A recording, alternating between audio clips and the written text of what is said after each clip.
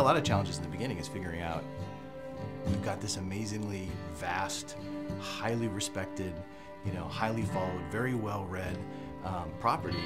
How do you bring that to a game and do it justice? There are so many different things within the books that were clearly had to be a certain way. There was so much strife about whether we were going to do Tom Bombadil at all, and the conversation about, well, Tom Bombadil wasn't in the movies, and there's a reason why it was cut. We had a very strong belief on what we thought was going to make this story great. It's such a long road to get to where we are today, and there are so many different things that I can look at now and say, that was definitely the right decision, and Tom Bombadil was definitely the right decision. So at launch, it was, we had 8 regions. We kind of worked our way through the Shire. We ended up in Angmar. It was a, we thought, huge world at the time. In fact, I think at the time it was one of the largest pieces of landscape ever released for a game. Eyes and ears and hearts and minds and everything opened up to us to see how we addressed, how do you do a story in this world? We can't be Frodo, right? I mean, these are the things that people thought the game was going to be, that I could be Frodo and I'm going to run through Middle-earth.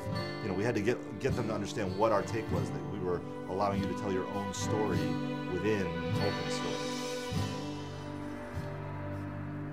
Our goal was, this has to look unlike any place that anybody's ever been in an MMO, right? And hopefully also in an RPG, because when you read about Moria, it's this big, huge, giant, expansive, cavernous place. The idea was to use, to make it a landscape space with not one, but 2 separate height maps. So there'd be a height map for the floor and then a height map for the ceiling. That was something we'd never done before, doing the vast landscapey interior dungeon. It's really hard without a day file and without having sky and clouds and sun and all the colors that brings in.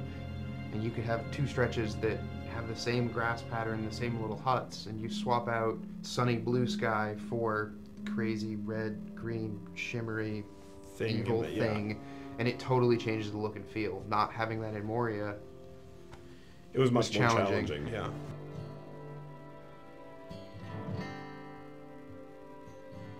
Our primary goal was to, how do we take this amazing game that people love once they get in it, but that there are some basic barriers to entry, like the subscription-only experience, and how do we reinvent what we have so that it retains all of its, grand and glorious nature while addressing an audience that's much bigger.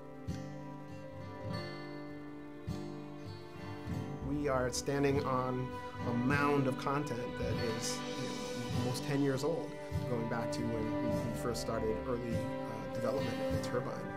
I think it's a credit to the early architects of the game that we're able to continue to add on to it and grow it and do remarkable things. Coming into Rohan, we have a totally new space. We have a totally new way of playing across it.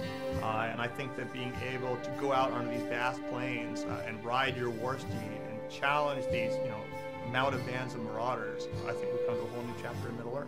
This is where the War of the Ring begins. At a high level, we're sort of, the training wheels are coming off, we're out of Eriador, we're east of the Misty Mountains, into the very epic, action-oriented portion of the fiction. And being able to tell that story is extremely exciting. Book has grown and gotten stronger over 5 years. Which is a huge testament to this game and to this team. The team has grown, the game has grown. We're not slowing down anything, we're speeding up. It's going to be a fantastic 2012.